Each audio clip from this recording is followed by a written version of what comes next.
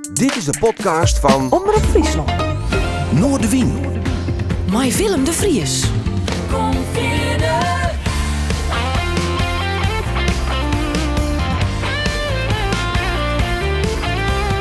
Alles wat er speelt. Omroep Friesland.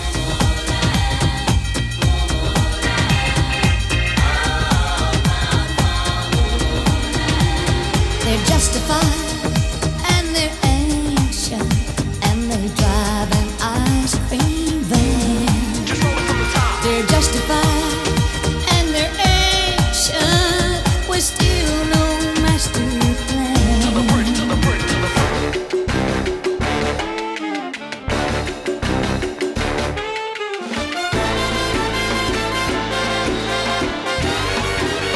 Dit is Noordewien.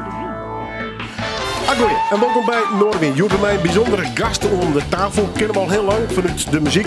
Manager onder oren van een hele hippe homesick band. Zo neem ik het maar even. Maartje Burger is hier programmeur van misschien wel een van de meest pretentieuze zaal in Nederland. Vera. Tenminste, dat plakplaatje zit erop.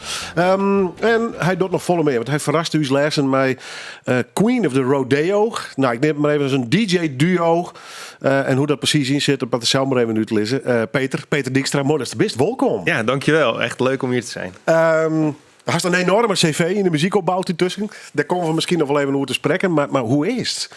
Goed. Gezond en wel. Niet te druk. Tijd om dit te doen. Om dingen te doen die leuk zijn.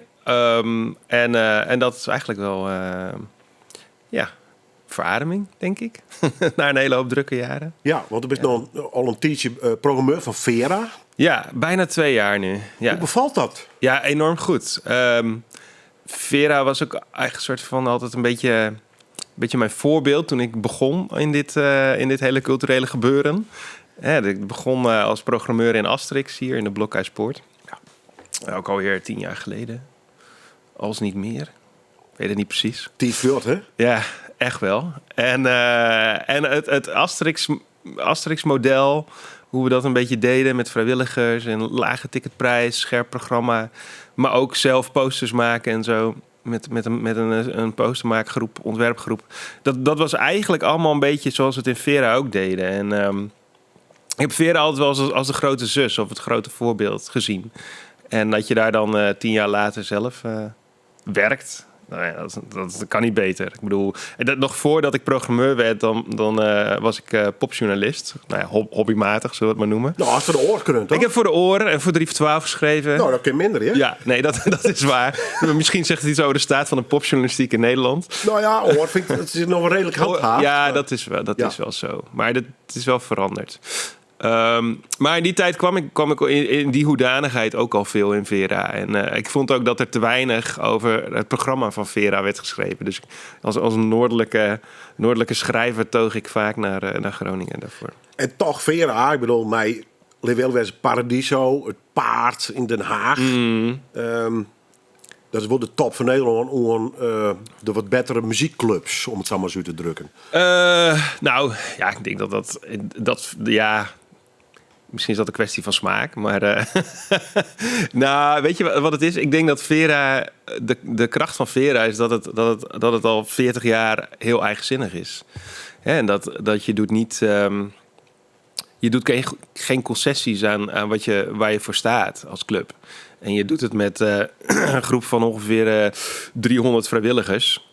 En dat is ongekend. En zonder die groep mensen zou het hele podium niet kunnen draaien. Kijk, een Paradiso, die draait met betaalde kracht achter de bar.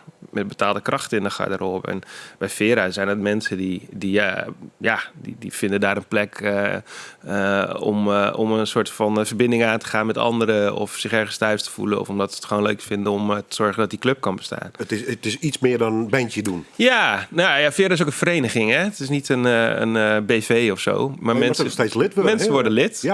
Ja, en als je als vrijwilliger lid bent, dan heb je ook stemrecht. En dan kun je naar de algemene ledenvergadering. En dan kun je zeggen, nou leuk, die begroting voor jullie. Maar Misschien moet je wat minder geld uitgeven. Gaan we toch even anders doen. Ja.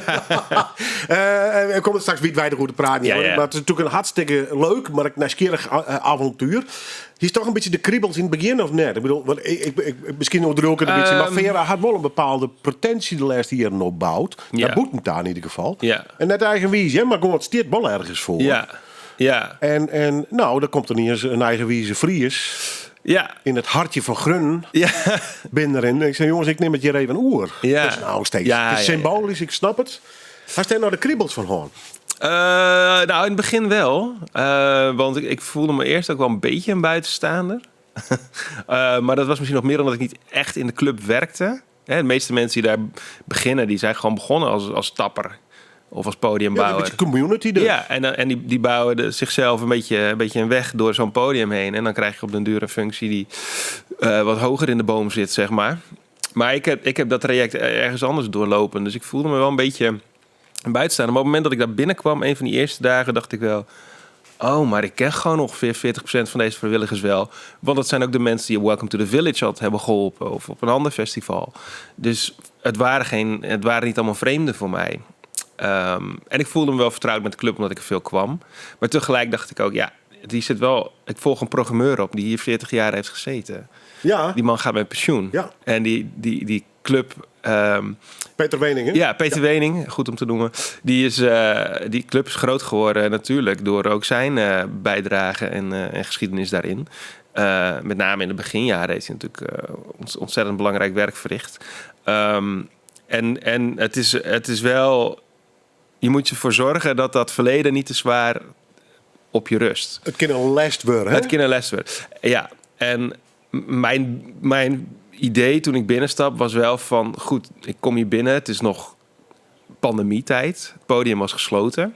Ja, dat kost misschien wel beter of slechter binnenkomen.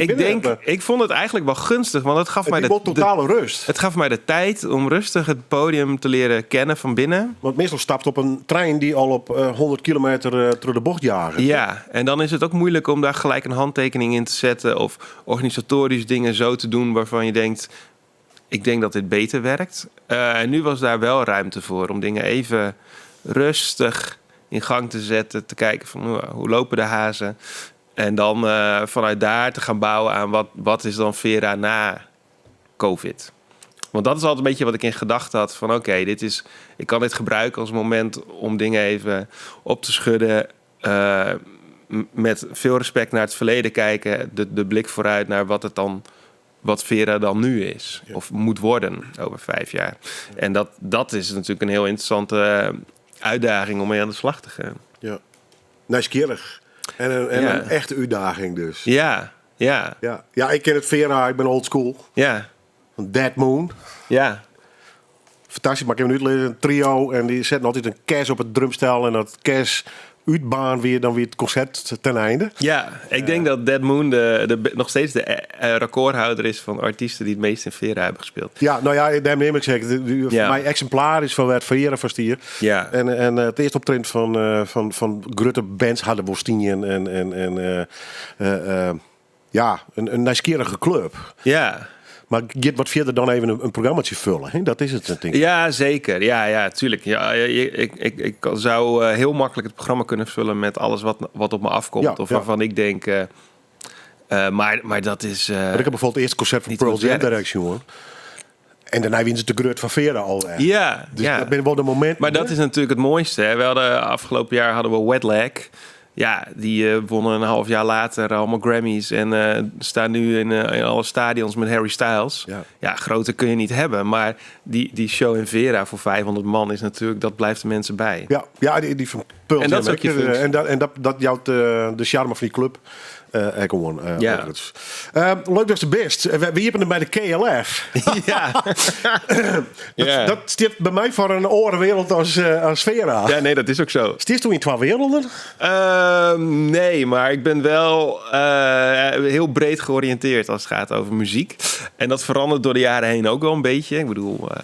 Dingen die ik nu leuk vind, daar had je me 30 jaar geleden niet als klein jongetje voor wakker moeten maken. Maar, en dat is ook mooi. Ik ben altijd heel nieuwsgierig naar meer of nieuwe muziek. Maar ook naar muziek die Laatst hoorde ik... dit is al een paar jaar aan de gang, moet ik zeggen. Maar op een gegeven moment raakte ik heel erg geïnspireerd door de muziek van Graham Parsons.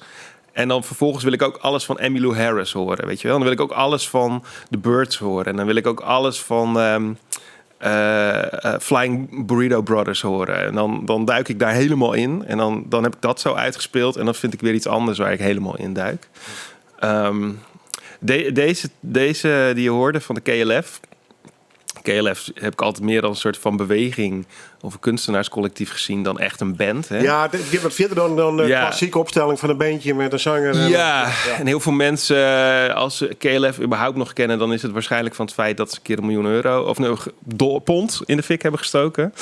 Volgens mij hebben ze ook ze zijn een keertje aangeklaagd door ABBA, omdat er in een nummer van hun zat een sample volgens mij van Dancing Queen of zo. Toen zijn ze met de boot naar Zweden gegaan. Hebben ze daar proberen ABBA op te zoeken. Dat is mislukt. En toen hebben ze alle platen die al waren geperst, hebben ze daar in de fik gestoken. Ja, dat vind ik wel interessant. Dat vind ik toch rock'n'roll. Dat vind ik ook wel rock'n'roll. Ja. Maar goed, deze, ik weet nog heel kort dan misschien, maar ik ben geboren in Duitsland. Mijn vader zat bij de luchtmacht. Dus hij was daar gestationeerd in de Koude Oorlog. En wat het misschien binnenkort wel weer is. We verhuisden terug nadat de muur was gevallen. En dan was ik een jaar of 6 of zo. En ik weet dat de MTV was net een beetje zo'n paar jaar in ontwikkeling. En ik weet nog dat deze videoclip van de KLF met Tammy Wynette, die kwam overal voorbij. En het zit soort van... Ik was heel vroeg bewust van muziek. Met name ook van videoclips. En heel veel dingen uit die tijd heb ik echt soort van diep in mijn geheugen zitten. Maar deze maakte altijd heel veel indruk. Ik vond het een hele fantastische clip. Maar ik vond ook haar stem gewoon heel... Ik had dat nog nooit gehoord natuurlijk. Ik was 6. En ik vond haar stem heel mooi. En later, pas vele jaren later, begreep ik gewoon... zij is een fantastische countryzangeres. En klassiekers gemaakt. Dan valt het kwartje. En dan valt het kwartje. En het idee dat je dan zo'n dance producer als Bill Drummond hebt van de KLF... die zelf dan 30 jaar lang al fan blijkt te zijn van Tammy Wynette... en zegt, hey, ik heb dit nummer, wil jij dit zingen? En dat zij ook denkt, nou ja, ik zing het wel. Ik weet eigenlijk niet waar het over gaat. Nou ja, en terwijl KLF wat meer in de elektronische hoek zit natuurlijk. Ja. Dus ja, country. En... Ja, laat staan dat het in Amerika überhaupt KLF aansloeg. Dat is natuurlijk, het is zo Europees wat dat betreft. Ja. Maar zij was enthousiast en ze hebben die track opgenomen. Ze hebben de videoclip gedaan. En nu ik dan Queens of the Rodeo doe, moet ik altijd heel vaak wel een beetje denken aan van... misschien was dat wel een beetje mijn eerste bewustzijn van... country in het algemeen, maar ook dat je het met elektronische muziek kunt verbinden. Ja, begint er zelf even hoor. Misschien kunnen we die twee werelden, dat is nog eens eerst. Wordt net een zwart-wit meisje, hè, maar bij elkaar brengen. Van Vera, het wat meer alternatieve. KLF, Queen of the Rodeo. Ja, Liz, zou maar even nu. Was het mij dorst. Je bent een DJ-duo. Ja. Maar Eva van Netten, die wij ook als muzikant en als organisator onder van Welcome to the Village. Ja. Alleen wat je bindt, nou, Liz, zou maar even nu. Nou, heel veel bindt ons. Wij kennen elkaar ook al heel lang. We hebben natuurlijk heel lang bij Welcome to the Village en Asterix ook samen dingen gedaan. Maar ja, een paar jaar, 2 jaar geleden of zo, zijn we gevraagd om in de Westerkerk bij een programma van Blondeau, mijn partner, om daar dat aan te vullen met een DJ-set. En die avond stond in het teken van diversiteit, inclusie en de viering daarvan. En toen wij gevraagd werden, dachten we, nou, dat vinden we 1 heel eervol.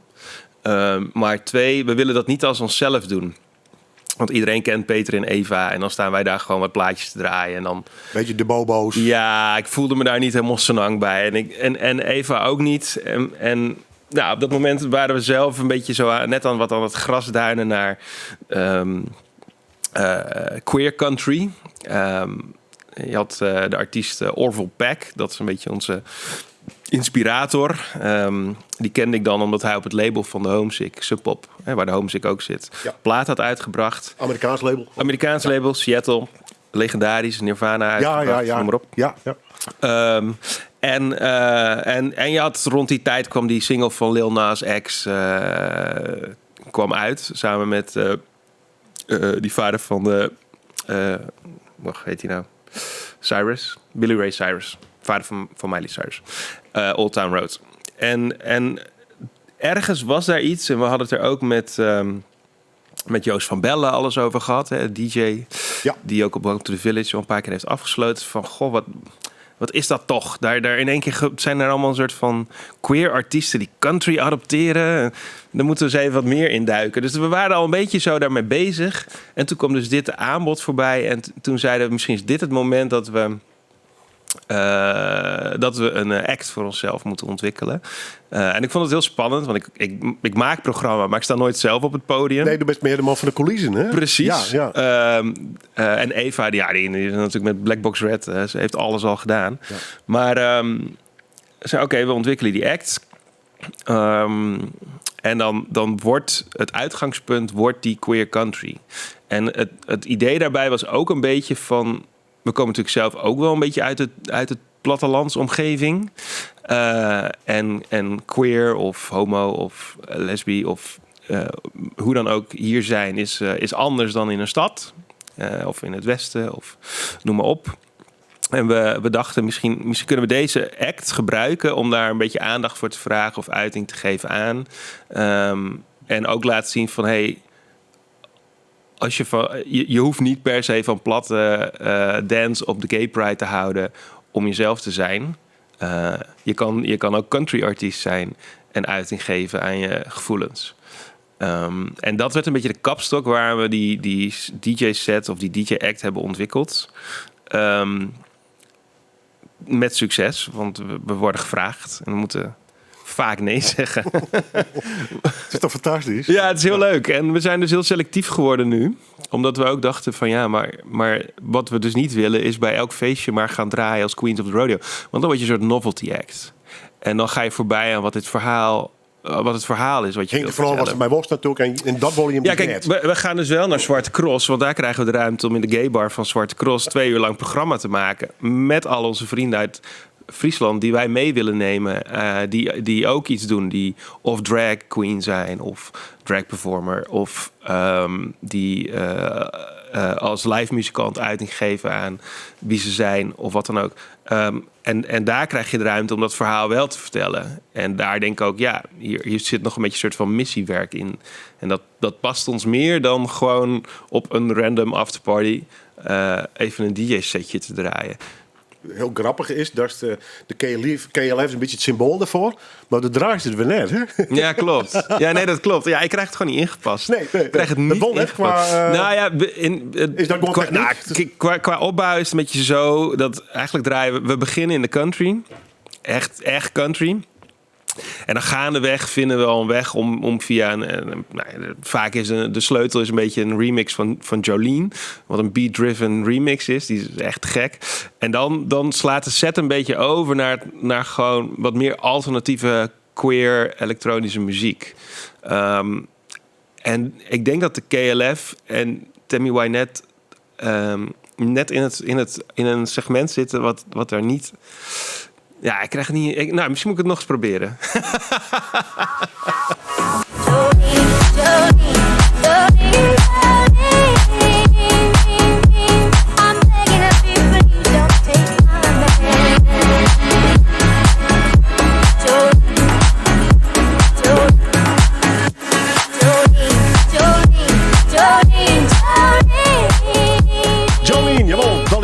Maar dan in de Destructo remix. En dat komt omdat dit nummer op het listje van mijn gast zit. Peter Dijkstra, programmeur van Vera, maar ook onderwijs. Maar Eva van Netten. Ik neem het maar even een soort DJ-duo act. In ieder geval als Queen of the Rodeo.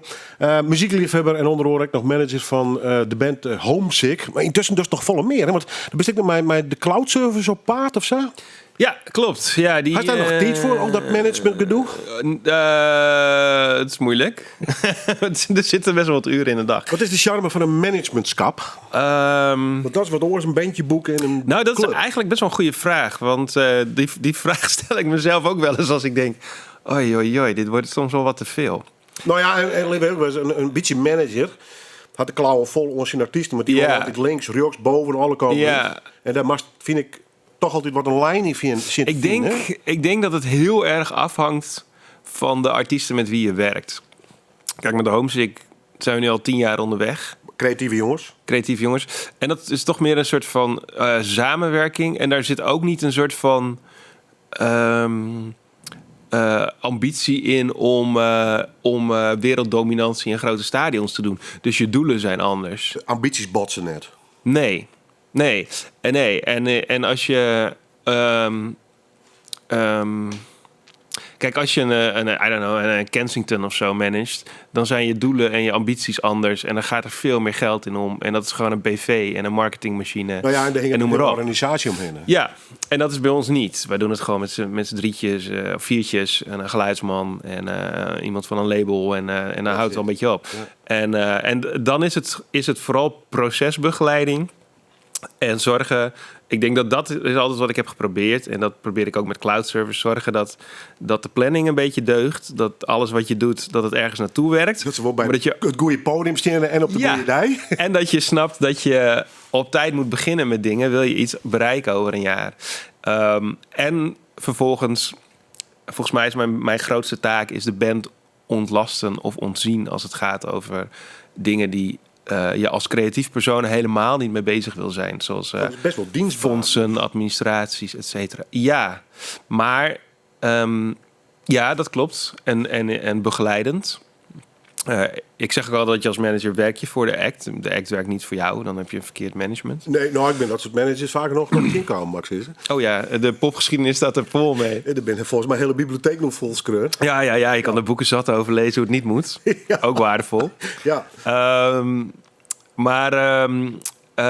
Ja, dienstbaar. Maar tegelijkertijd, het was altijd heel goed, of het is, moet ik zeggen, altijd heel goed te combineren ook met mijn programmeurschap. Dus je moet het zo zien dat op het moment dat ik voor de Homesick of cloud servers in het buitenland contacten leg of naar showcase festivals, dus festivals waar heel veel acts tegelijk spelen en een conferentie is, een beetje zoals Eurosonic, dan doe ik dat zowel voor Vera om nieuwe bands te zien of om een verbinding te leggen met podia elders in Europa, als mede voor die bands. Voor de Homesick en cloud servers kan ik dat net zo goed doen. Dus een keer, in het begin was ik hier niet zo zeker van, hoor, maar ik weet nog dat ik een keer was op de Tallinn Music Week in Tallinn.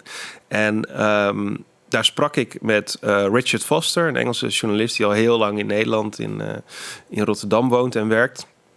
En die zei tegen mij, Peter, dit is al best wel een tijdje geleden hoor. Maar die zei, je moet niet vergeten, je hebt hier en de hotste band rondlopen, namelijk de Homesick. En je vertegenwoordigt een van de leukere nieuwe festivals in Nederland als Welcome to the Village. Dus je hebt beide kanten op, kun je en iets halen en iets brengen. En dat was voor mij gewoon een moment waarop ik dacht, oh ja, ik sta toch wat beter in de strijd dan ik dacht. In plaats van maar hier een beetje zo aan de kant staan tot iemand zegt. Ja. Ik had toch niet helemaal door wat ik kon bieden ook. Want ik vind het niet leuk om met een band te gaan leuren en zeggen, oh, je moet echt deze band gaan kijken. Is de voordeel voor een programmeur dat ik wist dat die horen kan werken? Ja, absoluut. Ja. Goed net, hè? Want het connect zien die dus te volle empathie krijgt. Nou ja, in de end maak ik natuurlijk voor elke show gewoon een begroting en dan zeg ik. Dat bedoel ik, er is een zakelijke programmering. Dat is gewoon op een gegeven moment ook agenda vullen, en yield in de gaten horen. En misschien wordt die meest sympathieke band wel afvallen omdat het net in de programmering post. Ja, klopt. Ja. En dat was de zakelijke afweging. Ja. En wat fijn is aan Vera, dat je daar redelijk zelfverzekerd wel een keer nee kan zeggen, omdat je altijd wel kunt terugvallen op wat je waarden zijn als podia en dat het gewoon soms niet past. Maar ook omdat er gewoon heel veel acts in Vera willen spelen. Meer dan dat ik ruimte heb. Pardon. Dus dat helpt wel. En maar andersom ook als manager van een band is het ook waardevol om te weten hoe een programmeur denkt. Ja. Dus in beide gevallen heb ik er. Het is eigenlijk heel logisch te combineren, mits je niet fulltime voor één opdrachtgever werkt. Homesick vreun worden, het is inmiddels? Ja, zo zou ik het wel zeggen. Het is niet. We hebben niet een afstandelijke manager-band verhouding. Nee, ik denk dat we een hele mooie verhouding hebben waarin we elkaar ook bellen of iets aan elkaar hebben als het slecht gaat met iemand. Hoe dat ging, maar dat contract daar in Amerika bij Ja, fantastisch label. Ja, Met er ging een naam omheen en daar werden wij stil van. ja. Nirvana is niet, maar daar zit nog volle meer grote naam bij. Maar, Ja. maar hoe is dat ging? Als in hoe dat tot stand is Ja, gekomen? gewoon simpel demootje sturen. En, Nee, niet eens. Nee, en ik denk ook niet dat ze demo's accepteren bij zulke grote labels. Nee, wij zijn benaderd. Ja, dit is een heel modern verhaal. Een mail. De muziek is door het label een keer in een Discover Weekly van iemand op Spotify voorbij gekomen. En die dacht van, hey, dit klinkt wel interessant. En die is die plaat Youth Hunt gaan luisteren. En toen was iedereen op het kantoor daar heel enthousiast over. En toen hebben ze maar eens gemaild. En toen hebben we afgesproken met een van de mensen die in Europa moest zijn. Die was in Amsterdam. Dus ben ik naar Amsterdam gereden. En daar hebben we een gesprek gehad. Dat was een heel fijn gesprek.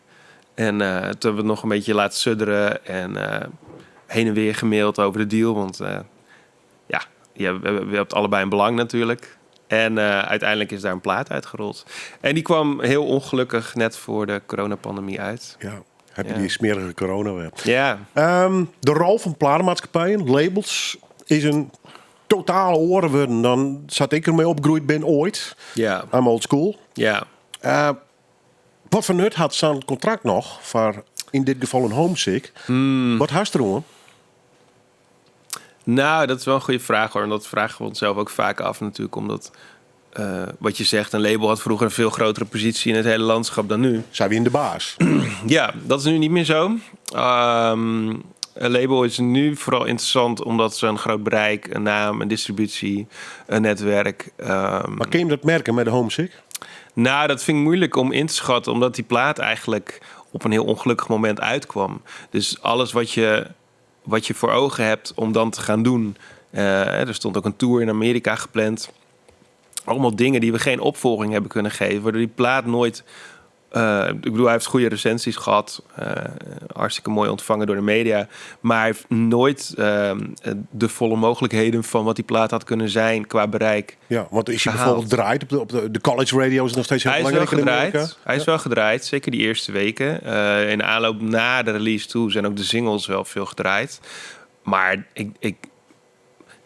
ik durf bijna wel te zeggen dat het daarna niet meer echt gebeurd is. En dat snap ik ook wel. Kijk, een label heeft er ook niet zoveel aan om te investeren in iets waar je volgens 2 jaar niks mee... dat wist je toen nog niet. Maar waar je in ieder geval een lange tijd niks mee kunt. En waar een band volgens ook op het podium geen opvolging aan kan geven. En dan is het ook nog een band die niet uit Amerika komt... terwijl het label heel erg op een Amerikaanse markt gericht is. Dus ik vind het heel moeilijk in te schatten wat het had kunnen zijn. Het is dan in ieder geval nog net concreet worden in dat op. Nee. Nee. Wacht je dus. Maar dat vreet me even aan. Ik bedoel, Ja. we zitten in de wereld van de streaming. Do it yourself. Dat zien we Ja. wel. Ja, je kan natuurlijk als je wil, kan je je muziek zo zelf online uitbrengen op YouTube. Ja, of, online. maar toch, bij de grote jongens komen nog steeds de grote releases uit. Dus ja, Ja, en die hebben natuurlijk wel een bepaalde macht nog in het traditionele... ik denk dat die ik nog steeds het meeste erom verdien. Zeker. Ja. Ja, maar ze kunnen je ook een voorschot geven... waardoor je wel iets kan maken wat anders misschien niet gemaakt kan worden. Dus dat is een wederzijds interest, zeg maar. Even naar de muzikale kant van de homesick. Ik die favoriete muziek? Goeie vraag. Ik ben tot nu toe altijd heel enthousiast over wat ze uitbrengen. En dat is natuurlijk, kijk, ja, je gaat natuurlijk wel met zo'n band werken... omdat je veel voelt voor wat ze doen. En dat had ik vanaf het begin, zeker. Dus ja, favoriete muziek, daar vallen ze wel onder.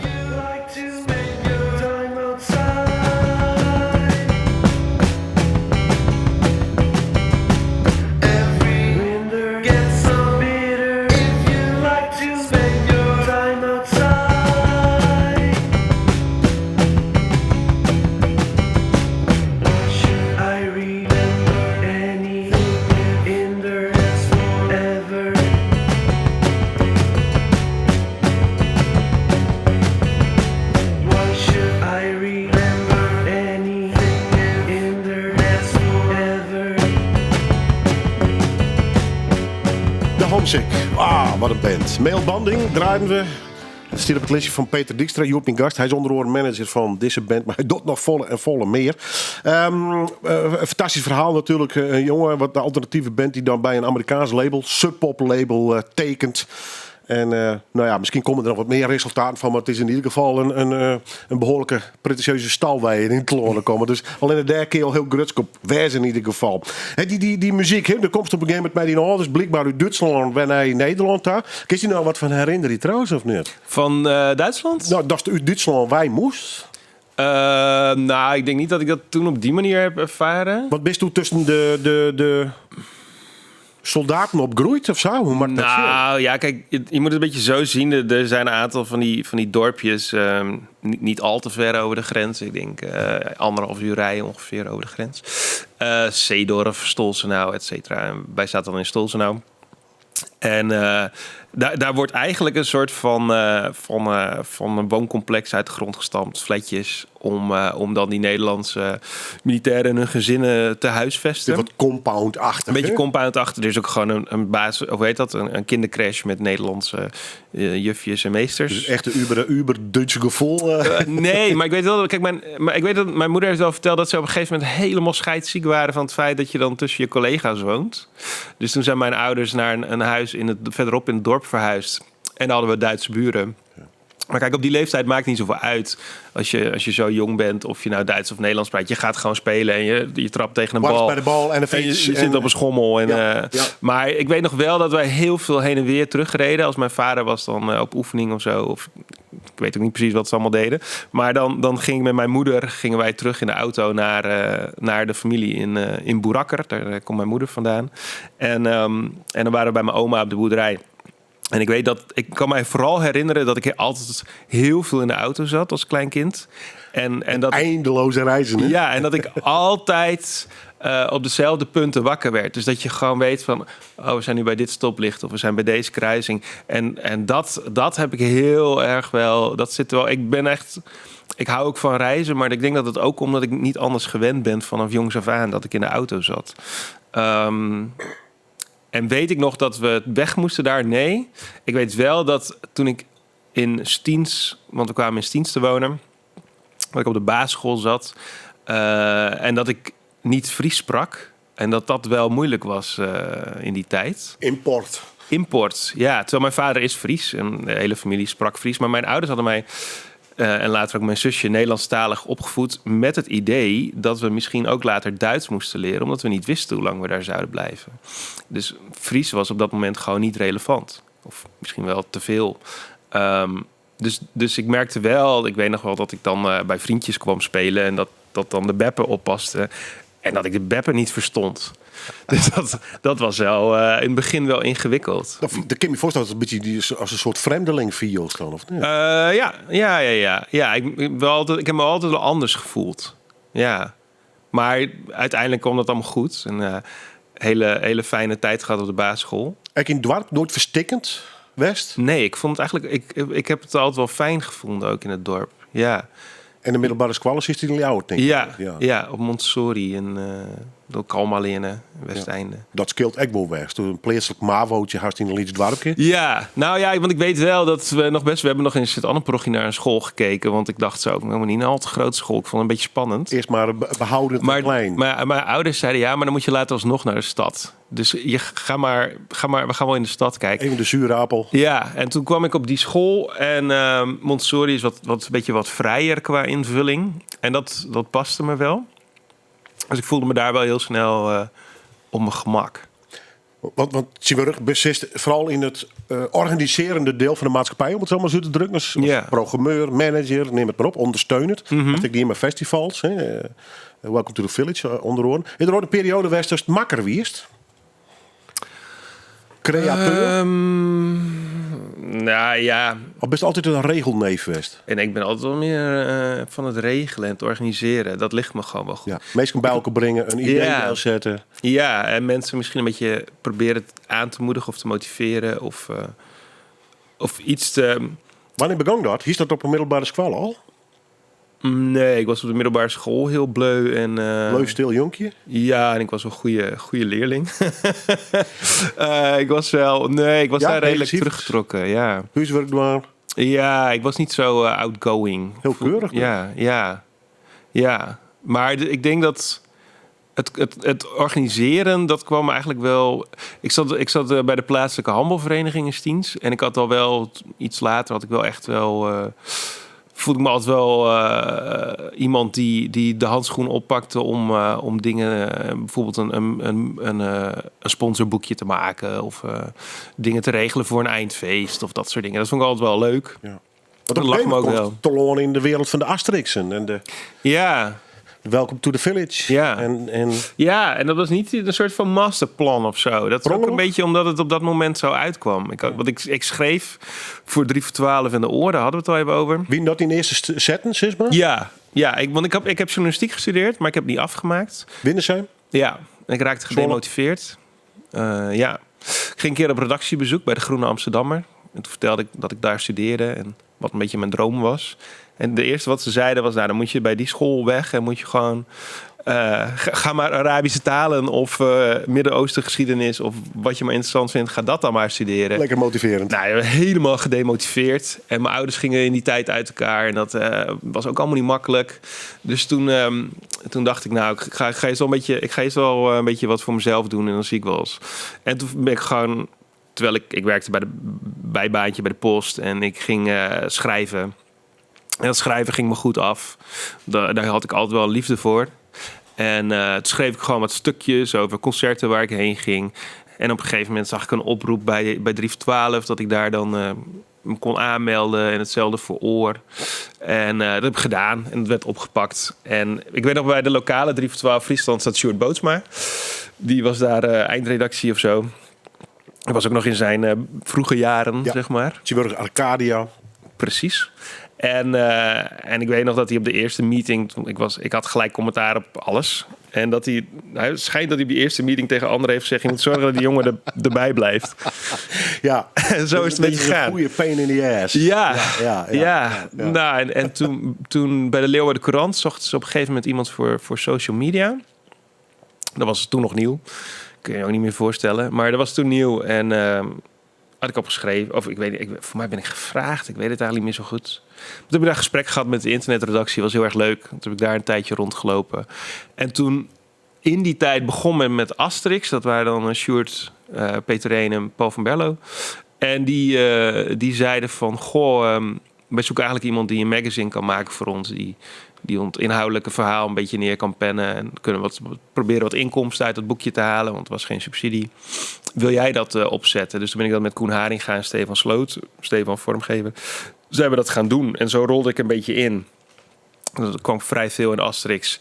En dan zei ik vaak tegen Peter Reen, die toen programmeerde, van deadline, het boekje moet naar de drukker. Is je programma al af? Heb je nog dingen die lopen? En dan op een gegeven moment noemde ik zelf wat namen. En toen zei hij van, joh, wil je er kijken op? Wil jij niet helpen? Ja, doe het zelf maar. Ja.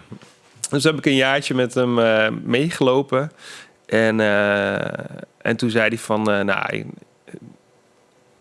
volgens mij ligt jou dit wel. Dus ik ga je alles leren en vertellen en mijn netwerk ter beschikking stellen. En zorgen dat je dit vak leert. En dat is natuurlijk te gek dat iemand die ruimte geeft. En daar is het wel echt begonnen. En daarna ging ik Asterix zelf doen. En hebben we natuurlijk met elkaar nog heel veel festivals gedaan. Peter en ik, Welcome to the Village, Oerol, Nacht van Kunst en Kennis, 5 mei hier een keer, noem maar op. Ja. The rest is history. Ja, zo ging het. We praten straks verder, maar we gaan weer muziek draaien. Arcade Fire. Ja. Favoriet bandje? Ja, favoriet bandje. Ja. Zonder meer. Dit is gewoon Snoeien, Peter de Riekstra, dit is mijn smaak. Ja, ik denk het wel. Ja, ik denk dat dit is wel een band. En als je een plaat draait van The Suburbs, dan is het ook een plaat waar ik altijd op terugkom. Het is by far een van mijn favoriete albums. Ja. In the suburbs I learned to drive. You told me we would never survive. So grab your mother's keys, we leave tonight. You started a war that we can't win. They'll keep you racing on the streets we grew up in. Arcade Fire, Suburban War. oorvregen, stierp het lesje van Peter Dijkstra, mijn gast van Joert. Die trouwens met 12 lesjes jongen kan, vond ik wel weer aardig. Ja. Nee, dat vond ik heel leuk. Die 12 wereldjes wat, qua smaak en qua beleving een beetje. Ja, het was een beetje... Ik wist niet zo goed welke kant op zou gaan. Dus ik dacht, oké, we gaan of full-on queer country... of ik doe een doorsnee van... Maar dat was echt... die tweede optie was veel ingewikkelder. Wat neem je dan mee als je een doorsnee maakt van alles van je leven? Dus, maar we maken er gewoon een mix van. En we eindigen straks ook weer in queer sferen. Dus dat komt helemaal goed. Nou ja, maar definiëren we wel een beetje in leven dus op dit stuit. Met die platen bedoel je? Toch een beetje de soundtrack van This Tiet, of net? Bij die? Nou, er zit een verschil in tussen wat ik thuis luister... Wat ik werkgerelateerd luister. Wat ik draai als DJ. Dat zijn ja, maar ik moet ook zeggen dat als je muziek je professie is... en je luistert zoveel voor het podium wat je programmeert... of je zoekt zoveel dingen uit voor je DJ-set... dan wat je thuis wil luisteren... of wat ik merk is dat kan ik thuis niet meer luisteren... want het is gewoon werk. Het is te veel. En thuis zoek ik natuurlijk een bepaalde ontspanning op. Dus dan luister ik naar hele andere dingen dan wat de meeste mensen misschien denken dat ik luister, laat ik het zo zeggen. Dus dat is een heel... dat werkt heel... En ik moet zeggen, ik luister ook eigenlijk heel vaak gewoon praatradio, omdat ik dan muziekmoe ben. Dan denk ik gewoon, oh lekker, Radio 1. Oh, of een podcast. Heerlijk. Ja, praat maar even met Jimmy Jongen. Ja, praat maar gewoon, weet je wel. Dan vooral in de auto, dan denk ik wel van... Dan luister ik naar een podcast over... dat gaat dan wel bijvoorbeeld over de geschiedenis van country music of zo. En dat is een fantastische podcast. Dat heet Rhinestone and Cowboys, geloof ik. Nee, Rhinestone and Cocaine. En dat is een hele mooie podcast waar ze lange verhalen maken over de achtergrond van bepaalde nummers die belangrijk zijn geweest in country music. Maar ik luister ook naar de politieke podcast of dat soort dingen. En dat vind ik fijn. Dan wordt er gewoon een beetje geluld. En de helft krijgen mee en de andere helft niet. Wat maken ze die heel druk om de wereld op dit stuit? Muziek is toch een bubbel, hè? Podium, optredens, creatieve mensen om die heen, gezellig. Ja. Dat is mij Welcome to the Villages of Vera, vrijwilligerschap, leuk. We zijn al je aardig in elkaar. Dus leven eerlijk, het is toch een beetje afgeschermd, veilig wereld hier. Ja, ik ben me wel bewust van van mijn... in de bron van die gevoel of net? Wist je in die emotie? Nou, Max die zwargen? Ik maak me zorgen, maar dan moet je ook... ik denk dat je dat niet te veel moet doen, word je heel depressief. Ik maak me wel zorgen over veel onderwerpen. Ik maak me zorgen over de positie van queer mensen. Ik maak me zorgen over het klimaat. Ik maak me zorgen over de politiek en het gebrek aan slagkracht. Ik maak me zorgen over de polarisatie. Ik maak me zorgen over de macht van bedrijven. Er zijn heel veel dingen, maar er zijn ook heel veel dingen die heb ik niet in de hand.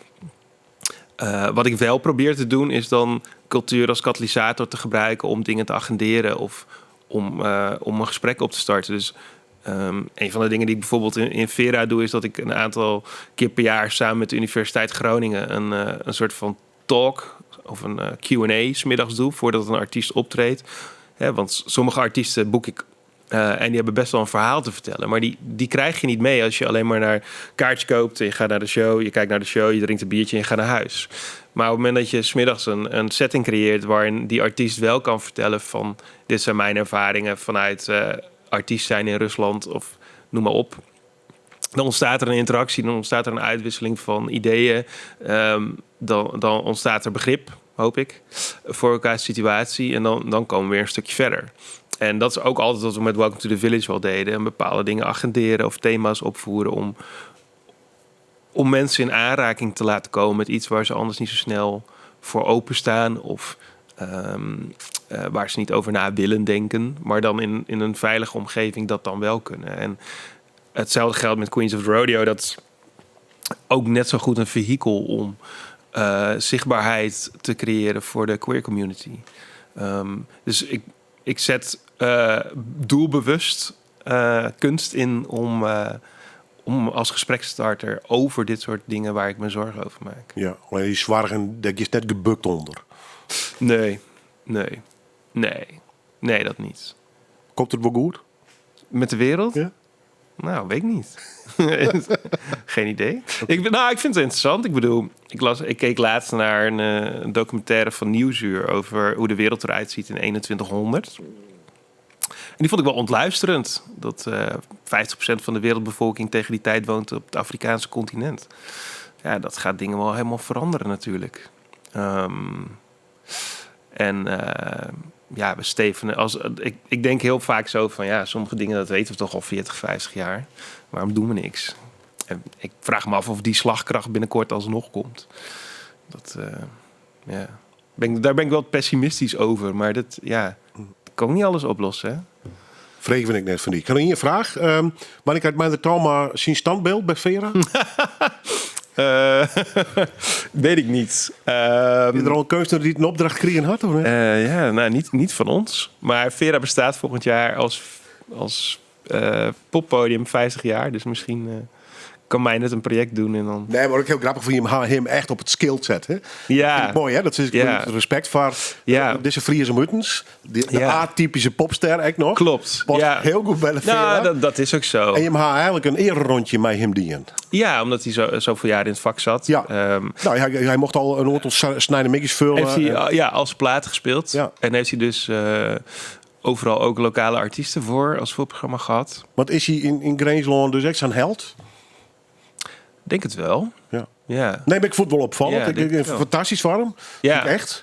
Maar ik denk, Ja. zo'n atypische popster uit Friesland van origine. Hij doet alles in het Nederlands. Dat geeft ik net om. Maar en die krijgt zijn ererondje daar. Dat is grappig.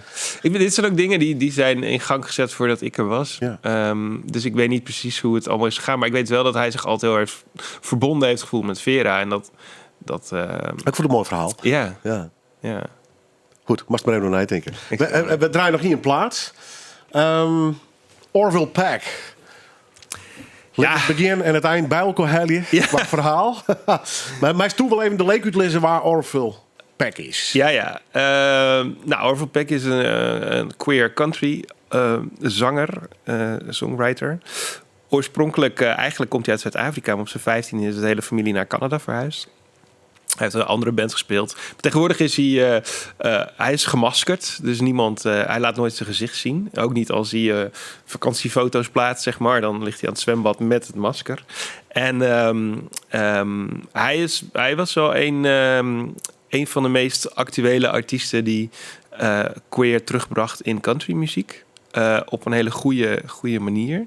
Waar Eva en ik gelijk bij zoiets bij hadden van dit voelt heel erg als iets waar we mee onszelf kunnen identificeren. En hij is ook in die zin wel een voorbeeld zoals ik het zelf niet heb gehad toen ik vroeger opgroeide. Ik bedoel, er waren helemaal geen openlijke toffe mensen gay, zeg maar, om het zo maar te zeggen. Mensen waar ik van dacht, dat zo wil ik zijn of zo voel ik me ook. Dat was er niet echt.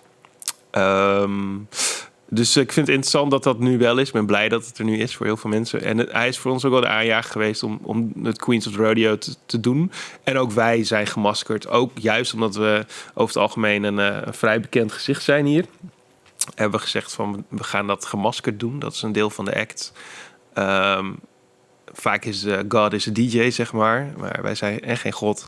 En niet de beste DJ's. Maar achter het masker zijn we een heel enthousiast, open-minded duo met een voorliefde.